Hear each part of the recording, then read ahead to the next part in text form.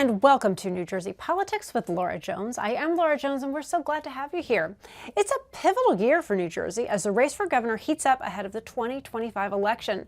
We have invited every candidate for governor to appear on the show. So far, we've brought you our conversations with Democrat Stephen Fulop, the mayor of Jersey City, Edward Durr, a Republican and former state senator who has since dropped out of the race for governor, as well as Sean Spiller, a Democrat and president of the New Jersey Education Association. Today, we're bringing you three more candidates, all on the Republican side. Coming up are my conversations with the 2021 Republican nominee for governor, Jack Ciattarelli, a former assemblyman. Also, former Englewood Cliffs Mayor Mario Kranjac, also a Republican. First up, Bill Spadea. This Republican was the host of the morning show for New Jersey 101.5. Let's take a look. Bill Spadea is joining me in the studio, a Republican candidate for governor. Welcome. Good to see you face to face. Great to see you, Laura. Thanks for having me in. Well, I got to tell you, so many years. I'm driving into work. I'm listening to you on the radio. You spent, more than a decade hosting New Jersey 101.5, listening to people, listening to potential voters. What made you go from listening, engaging people, to running for governor? It was a great journey through television, radio, and I say this often in speeches that when I'm in front of people, I would tell them that over 10 years, I would hear all the problems going on in Jersey. And, you get to a point where people started asking me, well, what can we do to fix them? And every time there was a big misstep by government, which was on a weekly basis, daily, that our ratings would go up because people would be able to call and vent, and they felt like, okay, they knew that I understood, that I'm a real Jersey guy, that I work like everybody else to pay the bills and get through and try to navigate through all this onerous, the regulation and everything else. I've started a small business in the state, worked in corporate, and I managed millions of dollars and thousands of people before I got into broadcast. And you start to learn really how government is working against you. So 10 years I'm hearing all of this, but it's everything. It's from the potholes to the fact that people don't feel safe, at least in the last 4 years, in their homes, in their neighborhoods, or last 7 years since Murphy's been in office. And then it got to a point where about 3 or 4 years ago, people started asking me, hey, have you ever thought about running? And, I had been in politics a long time ago, 20 plus years ago, but and I had not thought of it. But then we launched something called the Common Sense Club. And the Common Sense Club took off, more than 150,000 members. And we started raising money. And my wife, Jody, and I started knocking on doors with people. And I thought, well, the way to take what I've heard on the radio and help is to get involved in local races. So school board, mayor, council. And then it got to a point where the Republicans really blew it in 2021. And, my thought was, okay, who's out there on the horizon in 2025? Got to a point where there wasn't anybody that really, in my opinion, was qualified to take on the Democrats, beat a very well-funded Democratic machine, and actually restore common sense to New Jersey. So a lot of it was listener-driven, people asking me.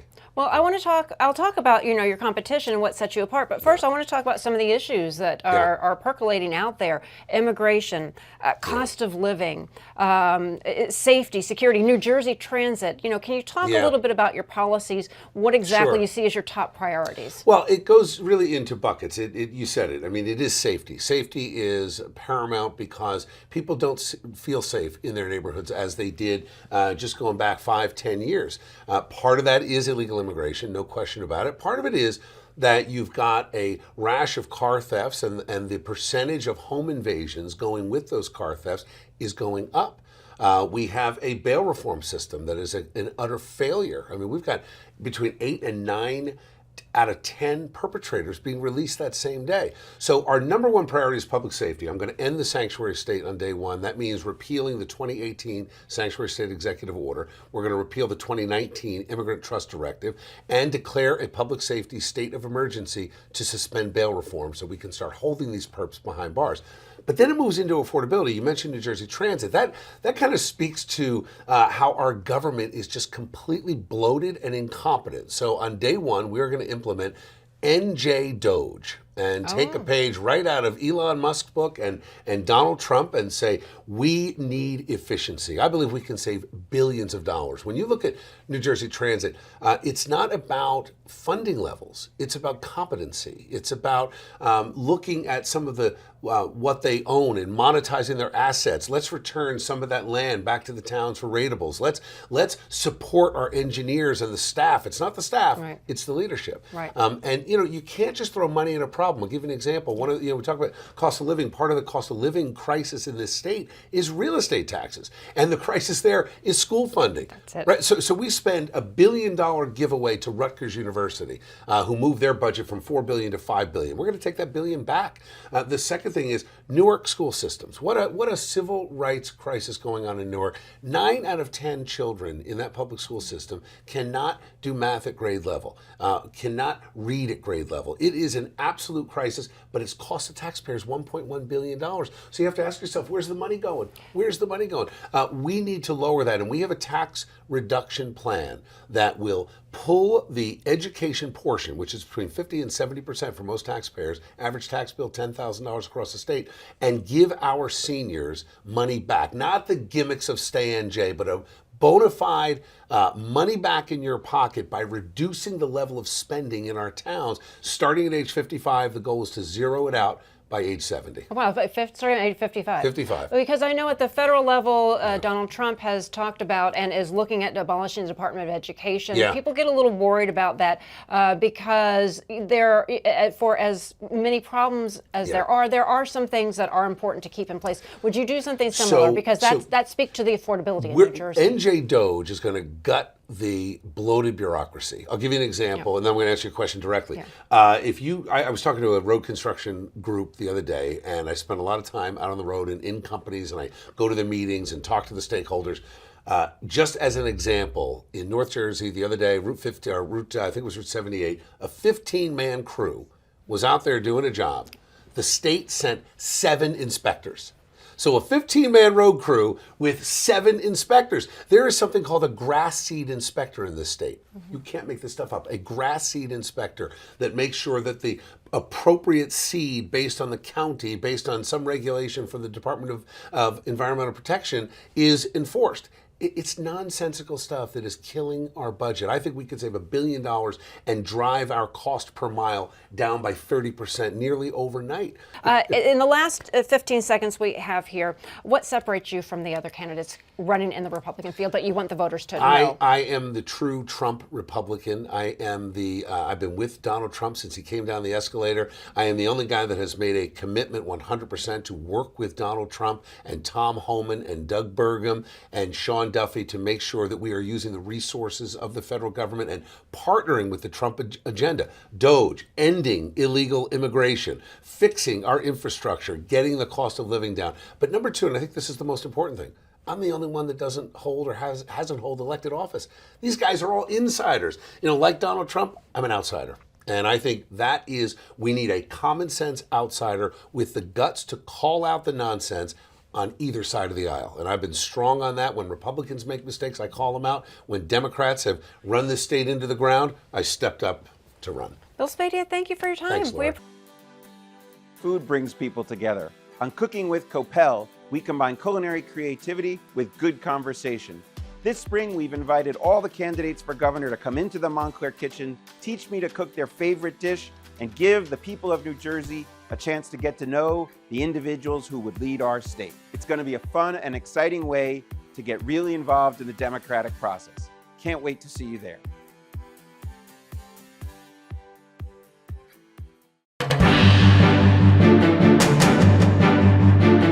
Jack Ciattarelli, a Republican running for the nomination to run in November for New Jersey's governor. Jack Ciattarelli, good to see you. Thank you for joining us. Laura, thanks for having me. Absolutely, absolutely. So this is your 3rd time running. What makes this time different? Why do you think that you're the guy to represent New Jersey and Trenton? What makes this time different is we're going to win. I thought we were going to win in 21, but the pandemic didn't make things any easier. Not easy to campaign for governor when there's shelter-in-place order. We were going up against an incumbent, and he did leverage the power of incumbency. There's also a lot less indifference this time around. Last time around, we just had too many people believing this is a deep blue state. It's not, particularly when it comes to gubernatorial elections. And so I'm really excited about the possibilities this year. We're going to deliver a win. Right. And well, we saw that on the national stage with President Trump coming very close, a lot closer than the polls expected. Even though Joe Biden took the state, he was a lot closer. So what are you seeing? What are you hearing as you're out on the campaign trail? The president did very well. More than 2 million New Jerseyans, to your point, voted for him this past election day. And I'd like to think that we, too, were the spark that lit the fuse back in 21. 40 months in a row, Laura, 40 months in a row, new Republican registrations have outpaced new Democratic registrations. When I ran for governor, the difference between R's and D's in this state was 1.1 million. Today, it's less than 800,000. That tells you something. What it does is it reaffirms for me that we're right on the issues. Yeah, so one of the things that doesn't change in New Jersey is the cost of living here in the state. Can you talk a little bit about affordability, how that ranks on your top 3 issues on the campaign trail? Top 4 issues, affordability is right up there with public safety, public education, and overdevelopment in our suburbs. And the way to make New Jersey less expensive and more affordable is by lessening the tax burden on our individuals and businesses. It's no secret that our individuals and our businesses face the highest overall tax burden in the country. We can do certain things, and if you want to get into specifics, I'm happy to, but I think we need to lessen the tax burden to make New Jersey more affordable, and we need to grow the economy for more better paying jobs. So let's get into it a little bit more. Some more specifics on what you can do to lower the cost of living, and as that ties into education in the state of New Jersey. Well, I think any individual, their first year out of high school, if they go right into a career, or their first year out of college, all W-2 earnings be tax-free in the first 12 months. I think that we should cap property taxes at 1% of the assessed value of the home for first-time home buyers. These are things that we can do to help people get started. We certainly need more affordable housing. We just need to be smarter about where we put it. We shouldn't be overdeveloping our suburbs, but we do need more high-density and workforce housing, particularly in our urban areas where there's infrastructure and mass transit. For seniors, let's do what Pennsylvania does. Let's make all retirement income tax-free. And let's cap property taxes for life once you hit age 70. You know, when you think about the affordability crisis, it's particularly acute for those trying to get started and those trying to retire. And of course, there's different ways to provide middle-class relief as well. As for education, we're going to retool the whole public school curriculum. We're graduating, Laura, illiterate kids. And because of that, they're underemployed. And that doesn't help with the cost of living here in New Jersey. Well, let's talk a little bit about what's happening at the national level. You have President Trump and how he has DOGE, how he's really going through and cutting. He's cutting the Department of Education.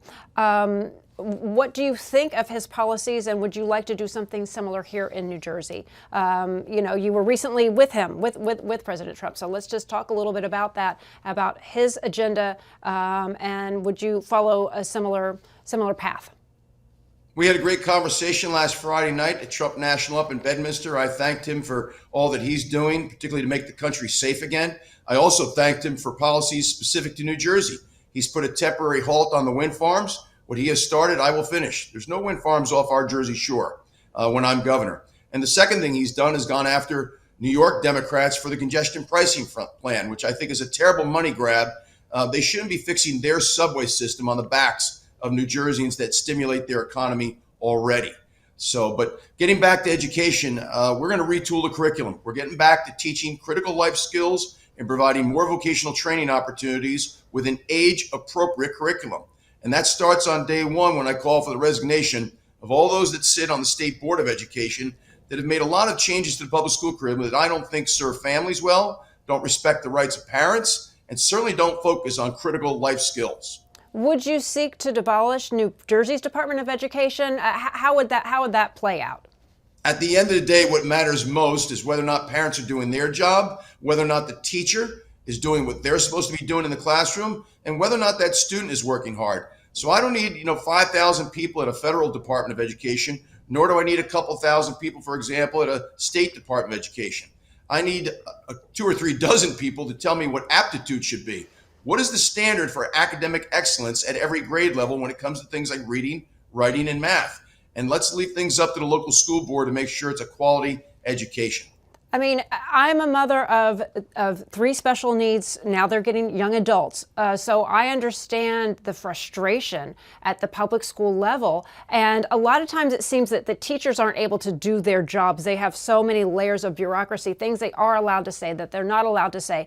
Then they'll come up with a beautiful IEP or 504, but has no teeth to it because they're not trained or they don't have the resources. What can you realistically do? Because you've got to get through the New Jersey Education Association, the teachers union. That's very powerful. It's supposed to protect teachers, but a lot of people say, well, it really doesn't. And you know, that is a bear to take on. That's something that Chris Christie tried to go after when he was governor. So can you talk a little bit about that and really letting teachers do their job? Because do you really need all of these things? You know, sometimes it's just more common sense and getting back to basics. But it's very difficult. It's easy. It sounds like it should be easy, but it's not. So, Laura, you, like I, talk to people on the front lines. And when you talk to teachers, they'll talk about all the bureaucracy. When you talk to school principals and superintendents, they'll tell you about how their hands are tied. I think what we should do in Trenton is just issue the standards for academic excellence. And then it's up to the school district to decide what curriculum that they're going to use to best achieve those standards. And by the way, if a child is not at grade level for reading, writing, and math, they need to be kept behind until they are. We shouldn't be advancing students that aren't on grade level for reading, writing, and math. Now, in the recent national report cards, New Jersey went from 2 to 12. Louisiana went from 48 to 32 because they put in place a high impact curriculum. And as we wrap up this segment, what is it that you want voters to know about you? You have to win a Republican primary in order to compete in the general election. What is it that you want the voters to know most about you? Laura, governors on both sides of the aisle over the past 40 years in New Jersey have used this position as a stepping stone to get to Washington. So here's what I want people to know. I don't want to run for Congress. I've been asked. The answer's always been no, always will be no. I've been asked to run for Senate. The answer's been no and always will be no. I don't want to be president. I don't want to write a book. I just want to fix the state we all love. I believe leadership matters, and I believe my leadership can fix the state of New Jersey. When this is all over, I'm going to the beach in Surf City. Jack Ciattarelli, Republican candidate for governor, thank you so much for taking the time to talk to us. We really appreciate your time. Laura, thank you. Mario Kranjac, a Republican candidate for the nomination for governor in the state of New Jersey. Thank you for coming on to talk to us. It's nice to see you. Thank you for having me. So a lot of people, this might be the first time that they are hearing from you. Tell us a little bit about who you are and why you decided to run for governor. Thank you. So I'm the first Republican mayor of Englewood Cliffs in 42 years, and I self-imposed a 2-term limit, which I honored. So I ended my term at the end of 2023. And at the end of this past January, I saw through a poll that 47% of New Jersey Republican primary voters were still undecided. And that's after one of the candidates has been running for 9 years, spending millions of dollars. Another one's been running for over a year, spending lots of money. A third guy who's in the Senate is a never Trumper. I'm a forever Trumper. I was always a Trumper in term 1, in term 2 as well right now. So speaking with some of the Trump team, the digital team and others, including former Speaker of the House, Newt Gingrich, decided that this is the time to run for governor, to do what we did in Englewood Cliffs, which is eliminate fraud, waste, abuse, corruption, keep critical race theory out of our schools, keep DEI and social emotional learning out of our schools, and pornography as well. We cut our taxes every year without cutting services. So we jumped in about 6 weeks ago or 5 weeks ago, and Speaker Gingrich endorsed me. We're working on other endorsements, and I've been out every night speaking to patriot groups and voters, which has been tremendous to meet everybody around the state, share my experience of how you can beat the political machines that work against taxpayers and candidates. As I mentioned, I beat a Democrat machine here in Englewood Cliffs that had a hold on the town for 42 years. And I'm the only candidate who could actually do that, who did that, and is capable of actually doing what we're all saying we're going to do, because I already did it. And I tell voters to ask themselves, who's actually going to do what they say they're going to do? I'm not beholden to anyone. I'm not beholden to county chairmen. I'm a movement. We've always been about being a movement. People get behind us because we we want the same things for our families and for our state. So let's talk a little bit about what you stand for, your issues. What are the three, or tell me what your issues are. I always like to ask, what are your three priorities if you're elected, if you win this primary? What are your top issues that you're campaigning on? Because you are a little bit later, and you know that you got to be able to fundraise and get your name out there. Again, if people haven't heard from you, can you tell us a little bit about your platform? Sure. And you know what they say, the last shall be first. So we are fine being last in, and we'll be the first ones to dominate and to win this primary. So the things I stand for are eliminating the sanctuary state status of New Jersey and all its cities. President Trump has done a fantastic job at doing that. Nationally, he needs governors to work with. Our current governor and all the others that are running are not going to be those people. They will not work with him properly. The next thing is we need to lower our taxes. I did it in Englewood Cliffs. Our property taxes are the highest in the nation.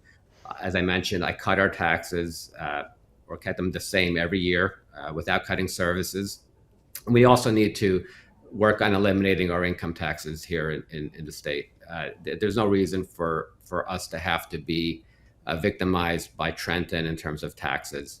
And then the third thing is really to end the nonsense of the government co-parenting with parents. Children deserve to be educated and not indoctrinated. And that's what we did here in Englewood Cliffs, much to the consternation of the people who run the state, and also the Star Ledger, which would always call me the Trumpy mayor of Englewood Cliffs. We also have to end the destruction of suburbs. I promised everyone here in Englewood Cliffs that as long as I was mayor, we would have no high density housing. We're not suited for that. And we didn't while I was mayor. And sure, I got a lot of judges upset with me, but the judges who are upset with me, including Christine Farrington, they stepped outside of their role as judges and they became town planners and engineers. And it was all part of the social engineering that's taking place in this state. We have to end all that, go back to being a normal state where people just want to raise children, provide for their families, and have a nice lifestyle. Yeah, so the things that you're talking about certainly resonate, I'm sure, with voters. Cutting taxes, housing. There's so many court mandates talking about affordable housing units that must go into certain communities, and there are costs to it. So how do you realistically, it's one thing to say, hey, I want to cut taxes, I want to curb the affordability, and also, make sure that we are doing smart growth as opposed to, certain units that are putting an unfair burden on so many towns. How do you actually go about accomplishing that, though? So it's quite simple, actually, because when you talk about affordable housing in New Jersey, the legislators, the governor, and the judges, no one ever actually talks about the people who need housing. There are 12,000 unhoused people in New Jersey. There's 1,200 veterans who are unhoused. There's 99,000 people who are food insecure. The reason why you never hear about that is because it doesn't make money for anyone. So this is big. The whole affordable housing scam is just that. It's been a scam because it's just a moneymaker for politicians who get paid off by the builders who build these units to support their campaigns. And then they actually appoint the judges who keep the whole scam going by the jackboot of their judges. They actually crush towns like Englewood Cliffs. They would try to do that. They've done it all over New Jersey. It's all very arbitrary. They never actually give you a number that you have to attain. So it's been a big scam. What I want to do is house anyone who needs housing, provide food security to people, but not create money-making opportunities for politicians and their friends. That's done. And we did that by basically cutting the funding for all those programs. The Fair Share Housing Council gets a seat at every table, every litigation in this state regarding affordable housing. They have more rights than you and I have. They just show up and they have standing in cases where they shouldn't. In order to win a general, you need Republicans to come together. So another person coming into the race, are you concerned that could actually hurt any of the other candidates, hurt your own candidacy? Well, I do want to hurt them. They shouldn't be the primary winners. I should be that winner. I was a forever Trumper. I always aligned with his policies, and I did it at my level as a mayor. Bill Spadea's got on his, you can look on the internet. He's got the 3 reasons why Trump was a failure. He put that out there. Jack called Trump a charlatan. Bramnick says he's a never Trumper, and he actually said that if Trump won the presidency, he would have dropped out.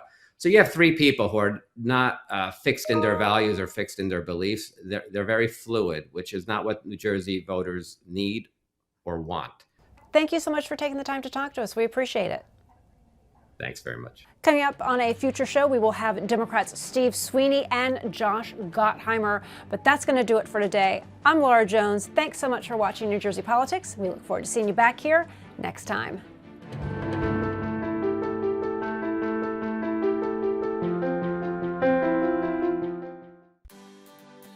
Food brings people together. On Cooking with Copel, we combine culinary creativity with good conversation. This spring, we've invited all the candidates for governor to come into the Montclair kitchen, teach me to cook their favorite dish, and give the people of New Jersey a chance to get to know the individuals who would lead our state. It's going to be a fun and exciting way to get really involved in the democratic process. Can't wait to see you there.